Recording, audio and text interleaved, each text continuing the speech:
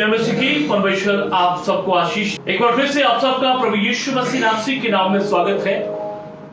इस धरती के ऊपर एक देश दूसरे राज्य के ऊपर अपना राज्य स्थापित करने की कोशिश में है। एक जाति दूसरी जाति के ऊपर अपना राज्य स्थापित करने की कोशिश में है और एक कुल एक घराना दूसरे के ऊपर अपना राज्य स्थापित करना चाहता है।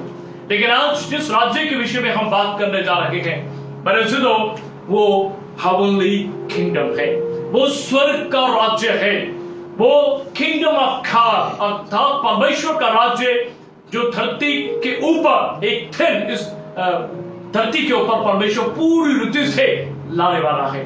मेरे जिदो आज उस विषय में आज हम आगे बढ़ेंगे कि परमेश्वर का राज्य जो इस धरती के ऊपर परमेश्वर अपने लोगों में और एक समय पे आकर के पूरे सृष्टि के ऊपर परमेश्वर अपने राज्य को इस धरती के ऊपर कायम करेगा।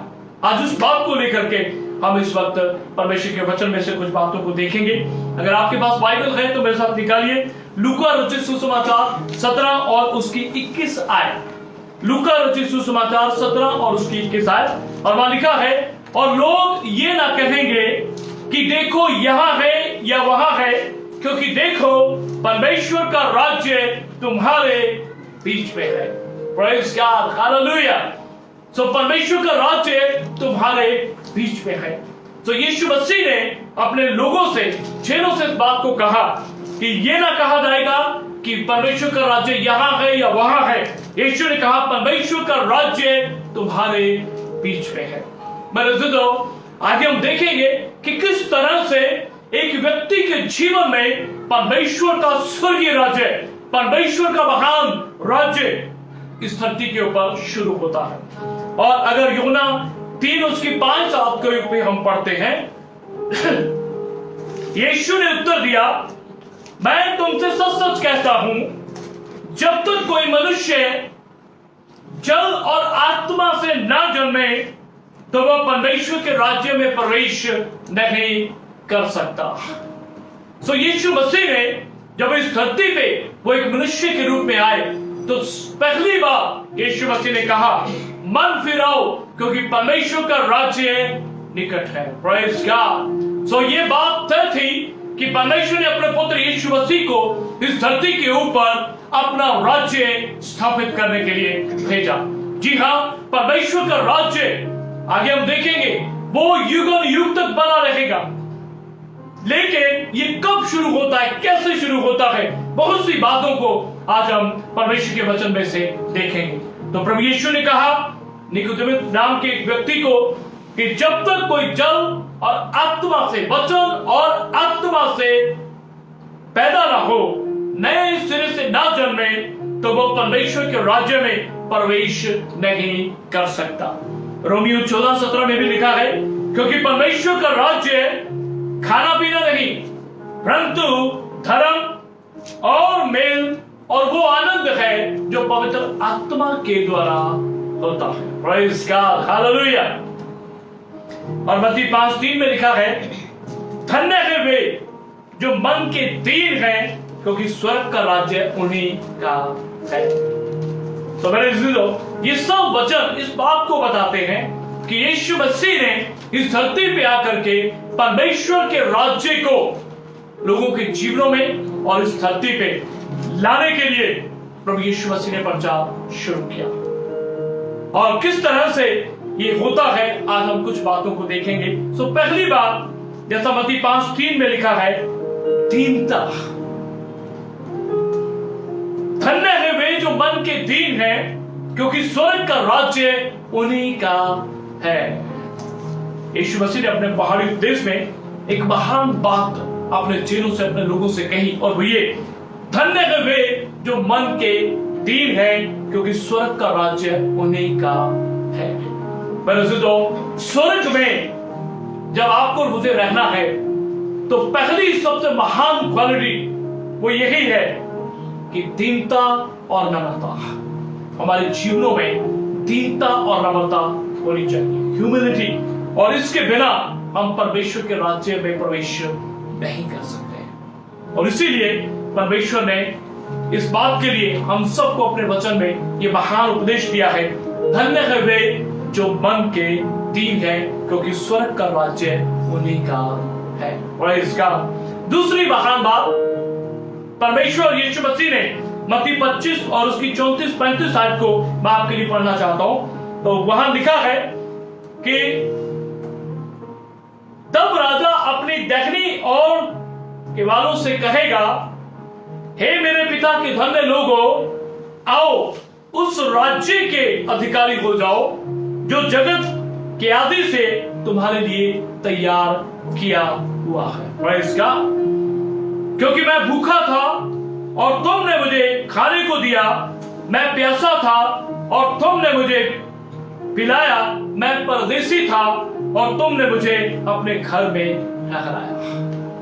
हम अच्छे से इस बात को जानते हैं, जब यीशु मसीह ने अपने लोगों को परमेश्वर के राज्य के विषय में ये बात बताई, तो जब हम दीनता, नम्रता के साथ और दया तरस के साथ उन सेवाओं को अपने आस पड़ोस के उन लोगों को देते हैं या उनका ध्यान रखते हैं और उनकी सेवा करते हैं, ये जान करके कि हम किसी मनुष्य की नहीं प्रभु की सेवा करते हैं। जैसे यीशु मसीह ने भी इस बात को कहा कि मैं भूखा था।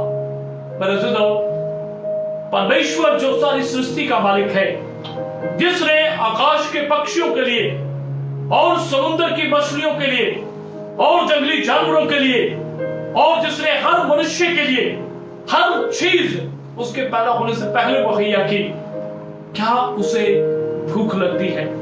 क्या वो कभी भूखा होता है? लेकिन यहां यीशु मसीह इस बात को बताते हैं कि जब हम अपने उन तमाम अजीजों के लिए जो इस धरती के ऊपर भूखे प्यासे हैं या नंग हैं या किसी कमी में हैं, यदि हम उनके ऊपर तरस या दया नहीं दिखाते, तो हम वो सब यीशु मसीह के साथ करते हैं। क्योंकि लिखा है, मैं भूखा था और तुमने मुझे खाने को दिया, मैं प्यासा था तुमने मुझे पिलाया, मैं परदेसी था तुमने मुझे अपने घर में ठहराया। तो जब हम इस धरती के ऊपर उन लोगों की जो किसी जरूरत में है, जब हम मदद करते हैं, दया तरस से भर करके सिंपैथेटिक सर्विस उन्हें देते हैं, तो हम वास्तव में यीशु मसीह की सेवा करते हैं। और यीशु मसीह ने क्या कहा कि मैं अपने लोगों को जो ऐसा जीवन जीते हैं वो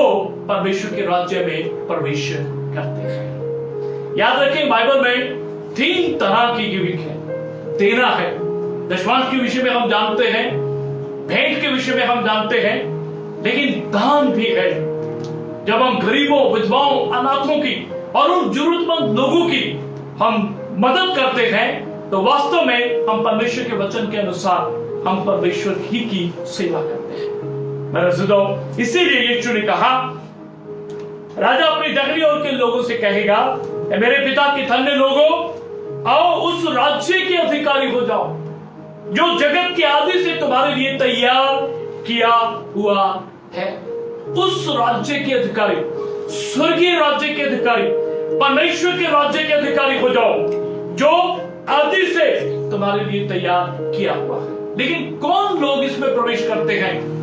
जो मन के दीन हैं, जैसा हमने पहली बार। दूसरे, जो दया तरस से भरे हुए और लोगों की मदद करने के लिए तैयार रहते हैं। मेरे दोस्तों, यीशु मसीह कभी भूखे नहीं हुए, कभी प्यासे नहीं हुए और कभी वो परदेसी नहीं, क्योंकि सारी चीजों का मालिक वो है। लेकिन जब वो एक मनुष्य के रूप में आए, तब उसने भूख, प्यास, इन सब चीजों को यीशु मसीह ने दिखाया। लेकिन जब आज वो स्वर्गीय स्थानों में परमेश्वर के दाहिनी ओर बैठे हैं, मेरे दोस्तों, आज यीशु किस भूखे के बारे में बात करता है, किस प्यासे के बारे में बात करता है और किस परदेसी के बारे में बात करता है? वही जो आपके आसपास रहते हैं, वो गरीब, वो यतीम, वो विधवा और वो जो जरूरत में है। यदि हम अपनी मुट्ठी खोल करके उन्हें खाने के लिए और उन्हें पीने के लिए और जरूरत पड़ती है तो उनके रहने के लिए इंतजाम नहीं करते, तो इसका अर्थ है हम परमेश्वर के उस राज्य के अधिकारी नहीं हो सकते जो परमेश्वर ने आदि से उन लोगों के लिए बनाया है जो दया तरस से मानव जाति की सेवा करते हैं। नंबर 3, दृढ़ता। अगर आप लूका 9 उसकी 62 आयत को पढ़ें तो यीशु मसीह ने कहा, जो कोई अपना हाथ हल पर रखकर पीछे देखता है वह परमेश्वर के राज्य के योग्य नहीं। जो कोई हल पर अपना हाथ रखकर पीछे की ओर देखता है वो परमेश्वर के राज्य के योग्य नहीं।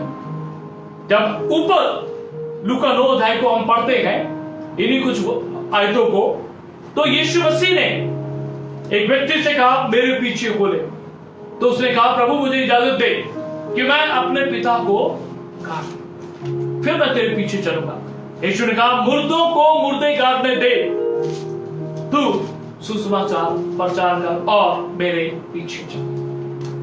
मेरे से दो, वहां यीशु मसीह ने स्पष्ट कहा कि अगर कोई व्यक्ति जिसको परमेश्वर पुकारता है और वो परमेश्वर की ओर आगे बढ़ता है लेकिन फिर पीछे देखता है, तो यीशु ने कहा वो मेरे राज्य के योग्य नहीं, परमेश्वर के राज्य के योग्य वो व्यक्ति नहीं। जी हाँ, जब हम परमेश्वर को ग्रहण करते हैं और उसके पास आते हैं लेकिन फिर हम उसी पिछले जीवन की ओर देखना शुरू कर देते हैं, तो इसका अर्थ है कि हम परमेश्वर के राज्य के योग्य नहीं है।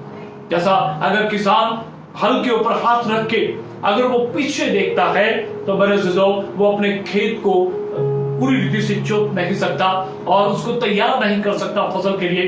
ठीक यीशु मसीह के राज्य में प्रवेश करने के लिए यही जरूरी है, जब हम प्रभु के पीछे चलने का फैसला लेते हैं तो आपको और मुझे पीछे जो हमने संसार को छोड़ा है, पीछे जो कुछ हमने छोड़ दिया है, उन बातों को अगर हम फिर मुड़ के देखेंगे तो मेरे अज़ीज़ों, हम बहुत सी समस्याओं का सामना कर सकते हैं। और परमेश्वर का राज्य कहता है कि हम उसके योग्य नहीं होंगे।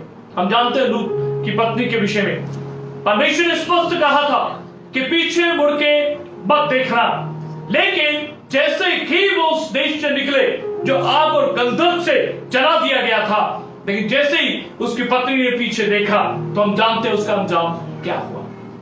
और यदि कोई जन यीशु के पीछे चलना चाहता है लेकिन उसके बाद पीछे देखता है तो मेरे अज़ीज़ों, वो परमेश्वर के राज्य के योग्य नहीं। अगर आप इब्रानियों 11 अध्याय को हम पढ़ें और उसकी 13 आयत से, ये सब विश्वासहीन की दशा में मरे, उन्होंने प्रतिज्ञा की हुई वस्तुएं नहीं पाई पर उन्हें दूर से देखकर आनंदित हुए और मान लिया हम पृथ्वी पर परदेसी और बाहरी हैं। जो ऐसी बातें कहते हैं वे प्रकट करते हैं कि स्वदेश की खोज में हैं और जिस देश से वो निकल आए थे यदि उसकी सुधि करते तो उन्हें लौट जाने का अवसर था। जिस देश से वो निकल आए थे यदि उसके बारे में सोचते रहते और उनके पास मौका भी था और वो लौट सकते थे, लेकिन उससे उनको कुछ भी फायदा नहीं होता। अगर हम यीशु के पीछे चलना चाहते हैं, अगर हम परमेश्वर के राज्य में प्रवेश करना चाहते हैं, तो उसके लिए सबसे महान बात आज इस बात को आपको और मुझे लेना होगा कि आपको और मुझे दृढ़ता के साथ परमेश्वर के पीछे चलना होगा। यीशु मसीह ने क्या कहा? जो कोई अपना हाथ हल पे रख के पीछे देखता है वह परमेश्वर के राज्य की योग्य नहीं है। अगर हम फिर पीछे देखेंगे, हम फिर उसी जगह चले जाएंगे, उसी काम में चले जाएंगे, उसी संसार में चले जाएंगे, उसी परिवार में चले जाएंगे जहां से परमेश्वर ने आपको मुझे निकाल दिया है, तो मेरे अज़ीज़ों, हम परमेश्वर के राज्य के योग्य नहीं होंगे। इसीलिए परमेश्वर आपसे मुझसे इस बात की बात करता है कि जब आपने और मैंने हल पे हाथ रख दिया है तो अब हम विश्वास के साथ आगे ही बढ़ते चले जाएं। अब यीशु मसीह के पीछे चलते चले जाएं, किस रीति से भी हम पीछे ना देखें। मेरे अज़ीज़ों, जैसा पिछले दिनों में भी हमने देखा कि बहुत से लोग जिन्हें परमेश्वर नशों से निकालता है, व्यभिचार बुरी आदतों से निकालता है और गंदे जीवन से निकाल लेता है, और वो बड़े अच्छे से परमेश्वर के पीछे विश्वास के साथ चलना शुरू कर देते हैं, लेकिन कुछ देर के बाद जब वचन की वजह से, परमेश्वर के नाम की वजह से जब उनके ऊपर समस्याएं आती हैं, सताव आता है, तो कई बार वो पीछे देखना शुरू कर देते हैं और जब वो पीछे देखते हैं तो मेरे जिदो बाइबल कहती है कि वो फिर उन्हीं आदतों में और उन्हीं बुरी संगति में फंस जाते जहां से परमेश्वर ने उन्हें निकाला, और यहां तक कि वो उसका दास बन जाते हैं और फिर उनके लिए निकलना असंभव हो जाता है। और ऐसे लोग अगर पश्चाताप नहीं करते तो बाइबल कहती है वो परमेश्वर के राज्य की योग्य नहीं। नंबर 4, परमेश्वर के राज्य में प्रवेश करने के लिए, जैसा हमने शुरू में पढ़ा, सबसे महान चीज नया जन्म प्राप्त करना है। अगर आप यूहन्ना 3:3 को ध्यान से पढ़ें तो वहां लिखा है, यीशु ने उसको उत्तर दिया, मैं तुमसे सच सच कहता हूं, यदि कोई नए सिरे से ना जन्मे परमेश्वर का राज्य देख नहीं सकता। परमेश्वर का राज्य देख नहीं सकता, क्योंकि बाइबल आगे कहती है, प्रभु यीशु ने स्वयं कहा, यूहन्ना 3 को आगे पढ़े, शरीर से जन्मा शरीर है, आत्मा से जन्मा आत्मा है। और किसी व्यक्ति ने बड़ा अच्छा कहा, यदि आपने इस धरती में 2 बार जन्म लिया तो आपको 1 बार मरना पड़ेगा। यदि आपने इस धरती पे 1 बार जन्म लिया तो आपको 2 बार मरना पड़ेगा। जी हाँ मेरे जिदो, हमारे माता पिता हमें शारीरिक रीति से पैदा करते हैं, हमारी आत्मा में परमेश्वर का जीवन, उसकी उपस्थिति और उसकी आशीषें नहीं होती, और यही वजह होती है कि हम आत्मिक रीति से मृत होते हैं और शारीरिक रीति से हम जीवित होते हैं और हमारा शरीर में जन्म होता है। ये पहला जन्म है।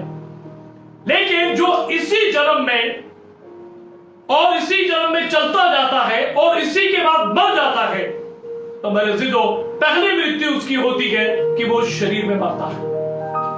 लेकिन क्योंकि उसका नया जन्म नहीं हुआ तो उसकी दूसरी मृत्यु तब होती है जब परमेश्वर के सामने उसका न्याय किया जाएगा, और परमेश्वर जब इस बात का लिखा लेगा, क्या उद्धार की योजना यीशु मसीह के ऊपर उसने विश्वास किया।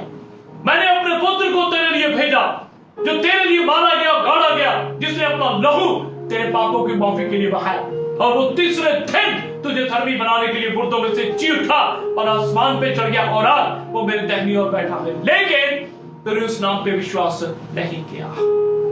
और अगर आप प्रकाशित वाक्य 20 उसकी 14-15 आयत को पढ़े तो वहां लिखा है कि उस व्यक्ति को आग की झील में डाला जाता है जो दूसरी मृत्यु है, अर्थात वो परमेश्वर से सदा के लिए अलग कर दिया जाएगा। वो मृत्यु, वो धरो, शैतान, दुष्टात्माएं जहां फेंकी गई जाएंगी, मेरे जिदो उस आग की झील में उस व्यक्ति को भी फेंका जाएगा जो यीशु मसीह पे विश्वास नहीं करता। जी हाँ, ये दूसरी मृत्यु है। मेरे जिदो इस बात को नोट करें, आप इस धरती पे जो फैसला लेंगे वो आपको या तो स्वर्ग में परमेश्वर के साथ या आपकी झील में, नरक में परमेश्वर से सदा के लिए दूर ले जा सकता है। जो व्यक्ति इस धरती के ऊपर शारीरिक रीति से पैदा हुआ लेकिन यीशु मसीह पे उसने विश्वास किया, जैसा निकोदेमुस ने पूछा, और यीशु मसीह ने उसे कहा, जब तक कोई नए सिरे से न जन्मे परमेश्वर का राज्य देख नहीं सकता। प्रवेश करना तो दूर, वो देख नहीं सकता। तो दूसरा जन्म, जैसे कि हम यीशु मसीह पे विश्वास करते हैं, वो प्रभु जो आपके और मेरे लिए मारा गया, गाड़ा गया, आपको और मुझे धर्मी बनाने के लिए तीसरे दिन मुर्दों में से जी उठा, जिसने आपके और मेरे पापों की माफी के लिए अपना बेशकीमती लहू बहाया। लिखा है, निश्चय उसने हमारे दुखों को सह लिया, हमारे रोगों को उठा लिया, और वो आपके और मेरे अपराधों के कारण घायल किया गया, आपके और मेरे धर्म के कामों को हेतु कुचला गया, आपके और मेरी चंगाई के लिए उस पर थड़ना पड़ी, और उसने आपके और मेरे लिए खोड़े खाए ताकि आप और मैं चंगे हो जाए।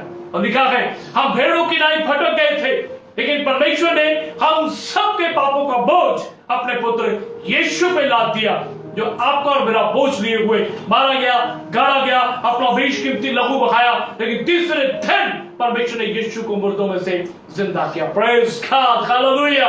यीशु मसीह आज भी जीवित परमेश्वर है। और आज प्रभु कहता है, देख मैं तेरे दिल के दरवाजे पे खड़ा खटखटाता हूं, यदि तू मेरी आवाज सुन के, मेरा वचन सुन के अपने हृदय को खोलेगा तो मैं तेरे जीवन के भीतर आऊंगा और तेरे साथ भोजन करूंगा। तो इस बात को दिखाता है कि वो आपके साथ सदा की संगति में रहना चाहता है। हालेलुया। प्रभु ने कहा मैं ईंट और पत्थर के घरों में नहीं रहता, भवनों में नहीं रहता, लेकिन परमेश्वर ने जो हमें दे दी है, जब हम उसको अपने हृदय में एक मुक्तिदाता उद्धारकर्ता के रूप में ग्रहण करते हैं, तो ये देह यीशु मसीह के रहने का स्थान बन जाता है। और प्रेज़ गॉड, यही नया जन्म है। यीशु ने कहा जीवन मैं हूं, पुनरुत्थान मैं हूं। यूहन्ना 14:6 में प्रभु यीशु ने कहा कि मैं सत्य हूं, मैं जीवन हूं और मैं ही मार्ग हूं, बिना मेरे कोई परमेश्वर के पास नहीं जा सकता। तो यीशु मसीह जीवन है, वो जीवन जो पाप करने के कारण आदम और हव्वा से और मानव जाति से निकल गया था, लेकिन परमेश्वर ने यीशु मसीह को आपके और मेरे लिए पुनरुत्थान और जीवन बना के भेजा, जीवन की रोटी बना के भेजा। और मेरे अजीजों, वही है जो सत्य और मार्ग और जीवन है। और जब आप और मैं उसे ग्रहण करते हैं, हमारी आत्मा का नया जन्म होता है और हम परमेश्वर के राज्य में प्रवेश कर जाते हैं। जैसा हमने शुरू में इस बात को देखा था, यीशु मसीह ने कहा और लोग ये ना कहेंगे कि देखो यहां है या वहां है, क्योंकि देखो परमेश्वर का राज्य तुम्हारे बीच में है। हालेलुया। तो जिस व्यक्ति का नया जन्म होता है, जो आत्मा में नया जन्म प्राप्त करता है, परमेश्वर का राज्य उसके बीच में उसी क्षण शुरू हो जाता है। हालेलुया। आमीन। मेरे दोस्तों, जिस जीवन में यीशु मसीह है, वहां पे स्वर्ग का राज्य उसी क्षण शुरू हो जाता है। Praise God. और जहां यीशु नहीं, वहां स्वर्ग का राज्य भी नहीं। इसीलिए यीशु मसीह को जब हम उद्धार करता और अपना मुक्तिदाता और अपना प्रभु मानते हैं हमारे जीवन में, जब वो एक प्रभु के रूप में, राजा के रूप में वो आ जाता है, उसी क्षण हमारा नया जन्म होता है, उसी क्षण हम परमेश्वर के राज्य में प्रवेश कर जाते हैं। Praise God. हालेलुया। हालेलुया। तो इसी धरती पे आपको और मुझे फैसला लेना है। इसी धरती पे आपको और मुझे सोच विचार करना है कि आपने अपना अनंत कहां बिताना है। धन्य हैं वे लोग जिन्होंने यीशु मसीह को अपना उद्धारकर्ता और प्रभु ग्रहण किया है। और धन्य हैं वे लोग जिनकी देह अति पवित्र परमेश्वर की आत्मा का मंदिर है। धन्य हैं वे लोग, हालेलुया, जिनके भीतर यीशु मसीह रहता है। मेरे दोस्तों, जिस जीवन में यीशु मसीह है, जिस जीवन में परमेश्वर का वचन है, जिस जीवन में पवित्र आत्मा कार्य करता है, परमेश्वर का राज्य उसी जीवन में शुरू होता है। लिखा है जिसके पास प्रभु का आत्मा नहीं, वो परमेश्वर का जन भी नहीं। ओह प्रेज़ गॉड। ये मत सोचे परमेश्वर का राज्य तब शुरू होगा जब आप स्वर्ग में जाएंगे। जी नहीं। ये मत सोचे नया जन्म स्वर्ग में मिलेगा। जी नहीं। ये मत सोचे यीशु मसीह उद्धार हमें स्वर्ग में देगा। जी नहीं। जब आप यीशु को इसी धरती पे विश्वास से ग्रहण करते हैं, वही क्षण होता है जब आपका नया जन्म होता है। वही क्षण होता है जब आपको उद्धार मिलता है। वही क्षण होता है जब आप परमेश्वर की संतान बन जाते हैं। वही क्षण होता है जब आप परमेश्वर के राज्य में प्रवेश कर जाते हैं। Praise God. हालेलुया। सो बिना नया जन्म प्राप्त किए कोई जन इस धरती पे परमेश्वर के राज्य में प्रवेश नहीं कर सकता। इसीलिए बहुत से लोग कहते हैं हम परमेश्वर की संतान हैं। मेरे दोस्तों, वो परमेश्वर की सृष्टि है और जो नियम है, माँ बाप से बच्चे पैदा होते हैं, ऐसे चलता जाएगा। लेकिन परमेश्वर की संतान बनने के लिए नया जन्म प्राप्त करना जरूरी है। यूहन्ना 1:12 में लिखा है जितनों ने उसे ग्रहण किया, अर्थात जितनों ने यीशु को ग्रहण किया, यीशु मसीह ने उन्हें परमेश्वर की संतान होने का हक दिया, अधिकार दिया, अर्थात उन्हें जो यीशु नाम पे विश्वास रखते हैं। केवल यीशु मसीह का नाम जिस पे आप विश्वास करेंगे, तो यीशु मसीह आपको परमेश्वर का बेटा और बेटी और उसकी संतान होने का अधिकार देता है। ओह प्रेज़ गॉड। और यह संभव है जब आप नया जन्म प्राप्त करते हैं। नंबर 5, स्थिरता, धैर्य। प्रेरितों के काम 14:22 में लिखा है, चेलों के मन को स्थिर करते रहे और ये उपदेश देते थे कि हमें बड़े क्लेश उठाकर परमेश्वर के राज्य में प्रवेश करना है। अगर आप इससे ऊपर पढ़ेंगे तो पौलुस को पत्थरवा किया गया और उसको नगर से निकाल दिया गया। और अगर आप 21 आयत को पढ़ें, कोई जन इसकी 21 आयत को पढ़े, प्रेरितों के काम 14 उसकी 21 आयत, और वहां लिखा है, वे उस नगर के लोगों को सुसमाचार सुनाकर और बहुत से छेले बनाकर लुस्त्रा और इकुनियुस और अंताकिया को लौट आए। बहुत से चेले बनाकर, और आगे लिखा है, और चेलों के मन को स्थिर करते रहे और ये उपदेश देते थे कि हमें बड़े क्लेश उठाकर परमेश्वर के राज्य में प्रवेश करना है। जी हां, पौलुस जो परमेश्वर का महान सेवक, आधे से ज्यादा नया नियम जिस व्यक्ति के द्वारा लिखा गया, लेकिन बाइबल कहती है 3 बार उसका जहाज टूट गया, 5 बार उसको कोड़े पड़े, 3 बार उसे बेतों से मारा गया, 1 बार उसे पत्थरवा किया गया, 1 दिन रात वो ठंडे पानी में और न जाने कितनी अनगिनत समस्याओं का वो सामना करता है, और एक शैतान का धूत उसे घुसे मारता है और एक कांटा उसकी देह में चुभाएगा। न जाने कितनी समस्याएं मेरे अजीजों जब हम पढ़ते हैं प्रभु के वचन में इस सेवक के ऊपर उसने झेली, लेकिन यही बातें वो कहता है, वो प्रवेश कर चुका, लेकिन बहुत सी समस्याओं का इस धरती के ऊपर उसे सामना करना पड़ता है। मेरे अजीजों, परमेश्वर का जन्म वही है जिसमें उसका आत्मा है, और जो यीशु मसीह पे विश्वास करता, नया जन्म पाया हुआ है, वो परमेश्वर के राज्य में प्रवेश कर चुका है।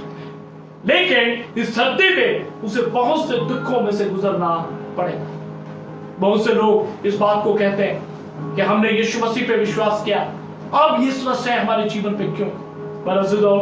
आपको और मुझे इस बात को भी याद रखना है, बाइबल में स्पष्ट लिखा है, जो मसीह में भक्ति पूर्ण जीवन बिताना चाहते हैं वे सब सताए जाएंगे। यीशु मसीह ने स्वयं कहा कि इस संसार ने मुझसे बैर रखा है, वो तुमसे भी बैर रखेगा।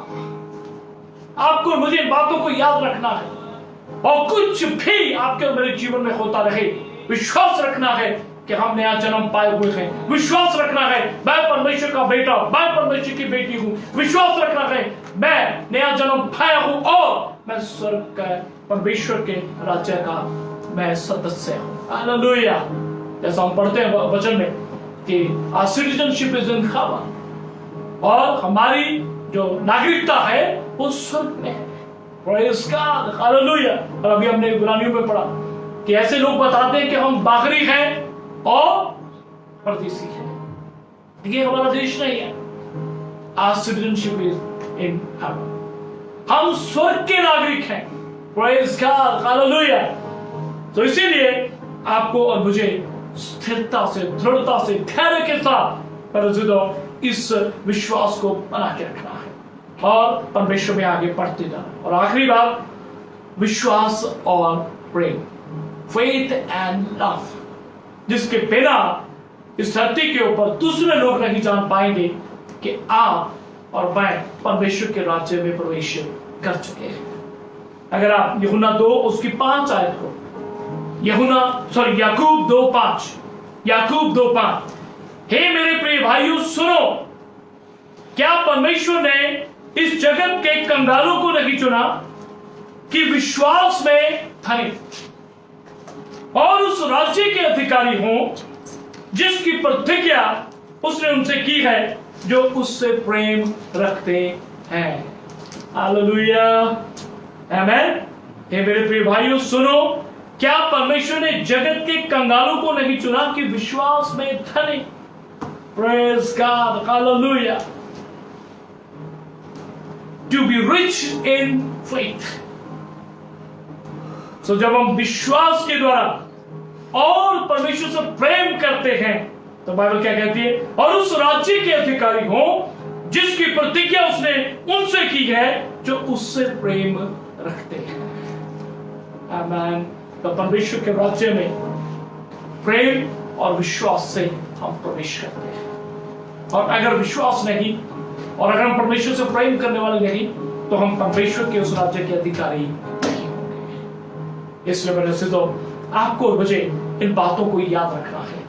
और धन्य है वे लोग, मैं फिर से कहूंगा, जिन्होंने नया जन्म पाया है और जिन्होंने यीशु मसीह को जो आज स्वर्ग में है लेकिन पवित्र आत्मा के जरिए हमारे जीवनों में रहता है, और वही परमेश्वर का राज्य है। Praise God. जहां यीशु है वहां परमेश्वर का राज्य है, जहां पवित्र आत्मा है वहां यीशु मसीह का राज्य है, जहां परमेश्वर का वचन है वहां परमेश्वर का राज्य है, और जहां विश्वास और प्रेम पाया जाता है वहां परमेश्वर का राज्य है। Praise God, hallelujah.